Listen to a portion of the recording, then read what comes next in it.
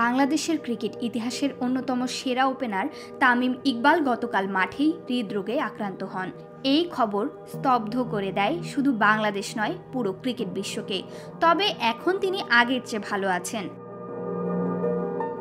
আজ ২৫ মার্চ তাকে দেখতে হাসপাতালে ছুটে যান সাকিব আল হাসানের বাবা মা মাসরুর রেজা এবং শিরিন রেজা। তারা তামিমের স্বাস্থ্যের খোঁজ খবর নেন এবং তার পরিবারের সাথে কথা বলেন।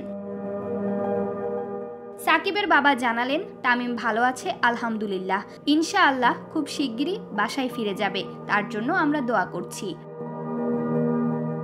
কথা বলেন সাকিবের মা, বলছিলেন সবাই দোয়া করবেন, আল্লাহ তাকে অনেক বড় বিপদ থেকে রক্ষা করেছেন, ইনশাআল্লাহ সে দ্রুত সুস্থ হয়ে উঠবে। হৃদরোগে আক্রান্ত হওয়ার পর থেকেই সাভারের কেপিজে হাসপাতালে চিকিৎসাধীন আছেন তামিম। চিকিৎসকরা জানিয়েছেন ৩ মাস পর মাঠে ফিরতে পারবেন তিনি, তবে এখনও শঙ্কা পুরোপুরি কাটেনি। প্রিয় বন্ধুর অসুস্থতায় মন খারাপ টাইগার অলরাউন্ডার সাকিব আল হাসানের।